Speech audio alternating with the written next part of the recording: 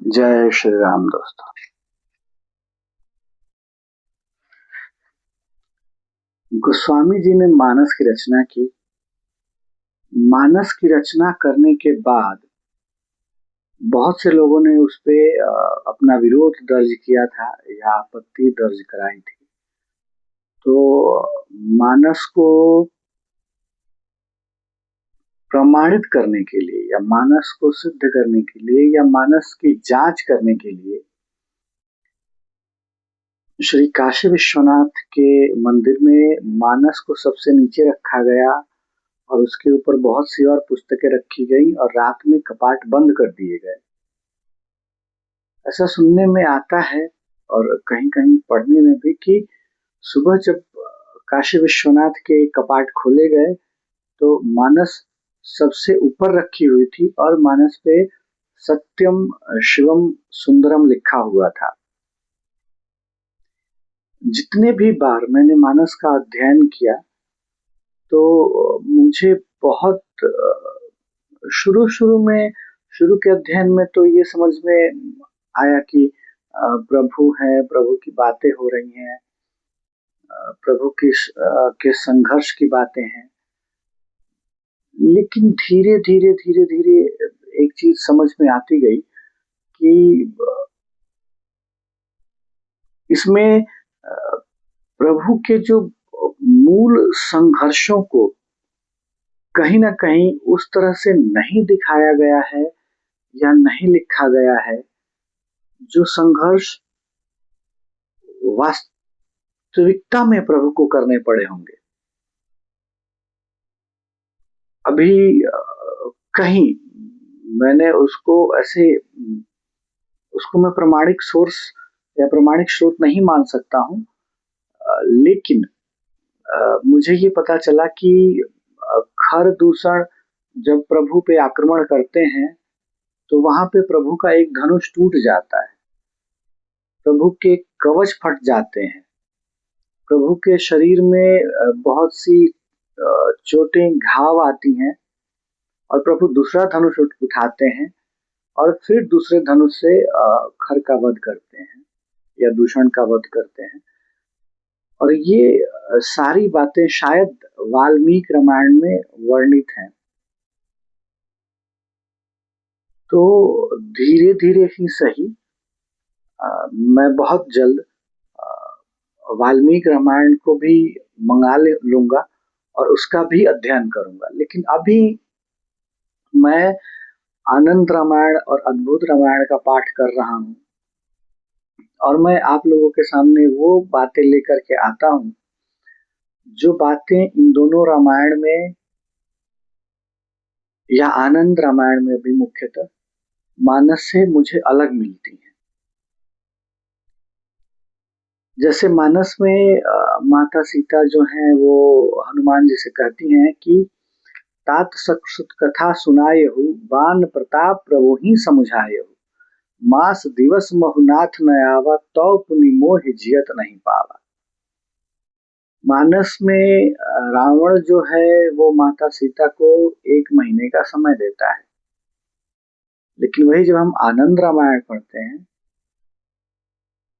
तो उसमें और अद्भुत रामायण उसमें रावण जो है वो माता सीता को 2 महीने का समय देता है और इस 2 महीने के समय में मंदोदरी के कहने पे वो बहुत सी राक्षसियों को बुलाकर और राक्षस स्त्रियों को बुलाकर कहता है कि तुम लोग सीता को समझाओ, बहुत तरीके से समझाओ और नहीं समझे तो इसे मानसिक त्रास दो। और वो स्त्रियां वैसा करती भी हैं। इसका उल्लेख मानस में भी है, आनंद रामायण में भी है, अद्भुत रामायण में भी है। और रावण जाने से पहले कहता है कि अगर 2 महीने में सीता नहीं मानी या मेरे अनुरूप नहीं होती है तो मैं सीता का भक्षण कर जाऊंगा। तब सीता रावण से कहती हैं कि जब बाल्यावस्था में तू मुझे यहाँ लेकर के आया था, जिस पिटारी से मैं आई थी, उस समय जो बातें मैंने तुझसे कही थी, शायद उन बातों को तू भूल गया है। और माता सीता रावण को उन बातों का स्मरण कराती हैं।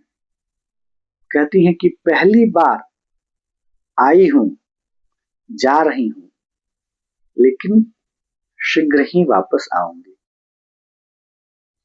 दूसरी बार जब आऊंगी तो तुमको पुत्र, भाई और सेना सहित मरवा दूंगी।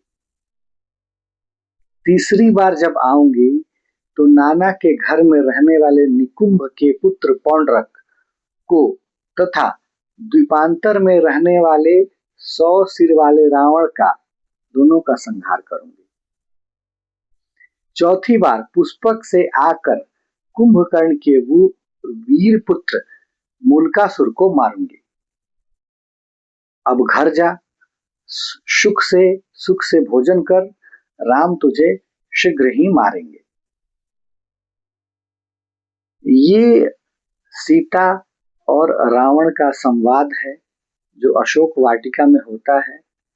हनुमान जी जिस वृक्ष के नीचे माता सीता बैठी हैं, उसी वृक्ष के ऊपर हनुमान जी हैं और ये पूरे संवाद को वो सुनते हैं। फिर वो माता से मिलते हैं। मिलने के बाद बताते हैं कि वो प्रभु के दूत हैं। सारी बातें होती हैं। माता से बातें करने के बाद हनुमान जी कहते हैं कि माता मुझे भूख लगी है और इस अशोक वाटिका में बहुत ही सुंदर सुंदर फल लगे हुए हैं। तो माता से उन फलों को खाने की आज्ञा मांगते हैं। माता कहती हैं कि इस वाटिका का जो रक्षक है, जो मालिक है, वो बहुत बलशाली है और तुम बहुत छोटे हो। उस राक्षस से तुम पार नहीं पा सकोगे, वो बहुत ही बलवान है। फिर यहाँ के फल कैसे खाओगे? और अगर तुम्हें भूख लगी है तो माता अपने हाथ से एक कंगन निकाल के हनुमान जी को देती है और कहती हैं कि लंका के किसी बाजार में तुम इसे बेच लेना और बेच करके जो पैसे मिलेंगे उससे अपनी क्षुधा को शांत करना। तब हनुमान जी माता से कहते हैं कि माता, श्री राम का जो मंत्र रूप शस्त्र है वो मेरे हृदय में विराजमान है, विद्यमान है। इसके बल से मैं राक्षसों को तृण के समान समझता हूं और राम नाम एक तारक मंत्र या महातारक मंत्र है। तो हमें भी 24 घंटे का दिन रात होता है। इस 24 घंटे में कभी भी समय मिले, 5 मिनट, 10 मिनट, आधा घंटा, अपने सुविधा के अनुसार हमें राम नाम के महामंत्र का जाप करना ही चाहिए। जय श्री राम। आज के लिए इतना ही। तब तक के लिए अपना साथ, अपना प्यार और आशीर्वाद बनाए रखें। धीरे धीरे मैं आगे और पाठ करूंगा और जो बातें मुझे अलग मिलेंगी वो आप लोगों के सामने लेके आऊंगा। और जिस रूप में, जिस तरीके से मैं प्रभु के संघर्ष को सोचता था या जो संघर्ष का स्वरूप मेरे मस्तिष्क में कहीं ना कहीं चलता था, शायद उसका असली प्रारूप मुझे वाल्मीकि रामायण में देखने के लिए मिलेगा। मैं जल्द ही उसका अध्ययन करूंगा, पाठन करूंगा और उसकी बातों को, जिसमें प्रभु के संघर्ष के असली स्वरूप को दिखाया, दर्शाया और लिखा गया है, आप लोगों के बीच लेकर के आऊंगा। तब तक के लिए आप अपना प्यार और आशीर्वाद मुझ पे बनाए रखें। जय श्री राम।